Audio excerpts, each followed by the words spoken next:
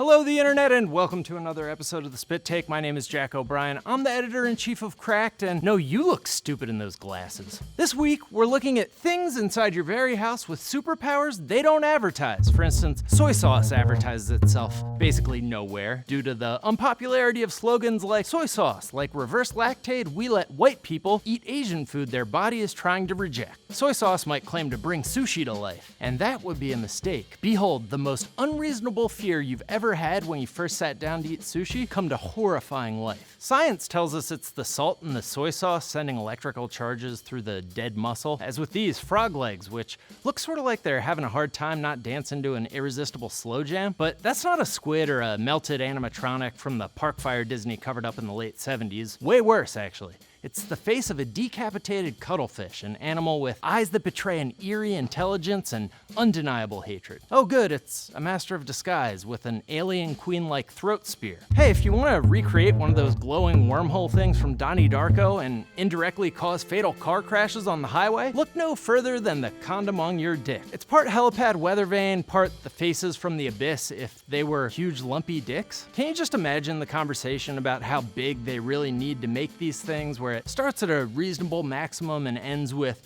no bro, my boner can fill a giant sleeping bag. Now, if nothing else, this definitively proves that guys who claim they wear magnum-sized condoms for comfort are full of shit. The normal ones can't handle what you're packing. You need to see a doctor, like, immediately. Most domesticated animals suck at things they weren't specifically trained or even bred to do. Like this horse may be great at trotting or whatever horses do, but on the dance floor, it looks so awkward that not only does it look drunk, but it looks like it's being imagined by a drunk person. Cats and birds suck at zero gravity. Cats actually just suck at air travel in general, and raccoons are awful drunks, but I don't need to tell you that. But sometimes domesticated animals surprise you. Here's a guy playfully picking up and tossing a fish who f***ing loves it more than a dog would love playing catch with that fish. Speaking of which, this video was uploaded by someone who thinks that's also how you play fetch with dogs. So just poor dog. Also, winning this video's award for biggest stretch that you'd have any of these objects lying around your house, but too cool not to share with you, rabbits can run on top of avalanches. You may have noticed by now that we're stretching the limits of what we refer to as superpowers. Being able to be the ball in a game of fetch is not a superpower, and neither is the ability to headbang your body to pieces, but it is awesome.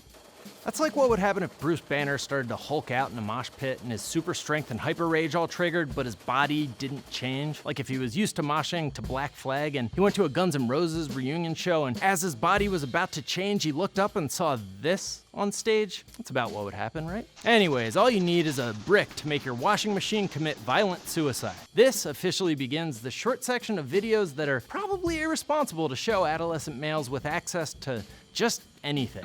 Parents, bolt your coffee creamer and leaf blowers inside the safe you now keep your washing machine in. Everyone else, not that you should, and we certainly aren't liable if you do, but this is what happens if you light a cloud of coffee creamer on fire, or really powdered anything. Here's Dave Grohl doing it for some reason. And if your parents have one of those outdoor chimney fireplace type deals and you want to burn not just their house to the ground, but the entire block, or if you live in California or Arizona, which based on your mom's taste in outdoor fireplaces, you probably do, here is literally the most irresponsible thing you can do with a fireplace.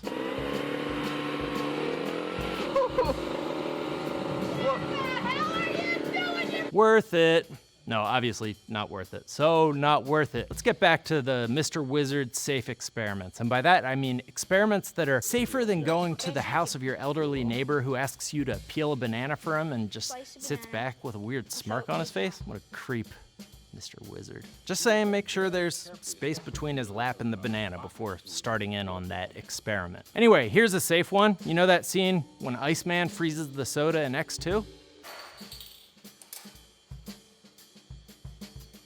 Pretty cool, right? Here's what it looks like with water, cooler, somehow. This one's our award, by the way, for hardest to recreate on purpose, easiest to recreate accidentally once in your life, thus tricking you into thinking you're some sort of ice wizard. That happened to me. If I asked you to guess what the most invincible item in your local Walmart is, you'd probably start in the automotive aisle, since everything in an engine needs to withstand thousands of explosions a second and sustain the team of spirits that make onboard computers communicate with the I don't know how cars work. Anyways, Mythbusters burned clean through an SUV, and the internet did the same to a car engine with a bunch of thermite, which is the chemical you'd get if alien blood made love to a Roman candle and their child had ADHD. Red hot nickel balls burn right through thermite, as well as jawbreakers, watermelons, and peeps, in case those were your guesses because you're a stupid person. The other fun way to test the vincibility of an object is to super freeze it and try to smash it, which takes care of apples and headphones, which, why were those your guesses? Where do you buy your headphones? You've eaten apples. Anyways, the only item that remains unbreakable after all 3 tests is sold in the sporting goods section, and it's not equipment for protecting young athletes, it's actually equipment for shotgunning at young athletes' heads and faces like a golden snitch drunk driving a rocket sled around a sheet of ice. Well, at least they picked the sport where it's acceptable for the athletes to intentionally harm one another. You know, hockey, sports with not completely indestructible balls aren't constantly calling it a day because the ball broke apart. Pool balls might make sense, but it would seem irresponsible since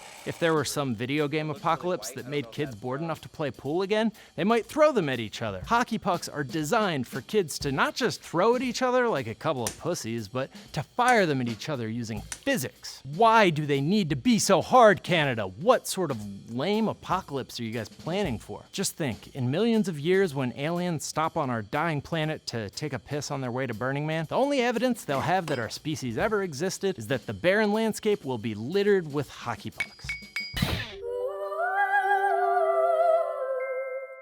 Hey guys, I just found out about a video of a fire tornado created with like 12 box fans from the crew. Too late, I'm bad at my job. Share that below because I'm too lazy to put it there. And what other videos did I miss? Put them down below in the comments. Thank you.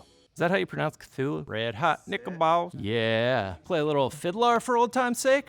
Duh. No. Oh no, sorry. I was just riffing.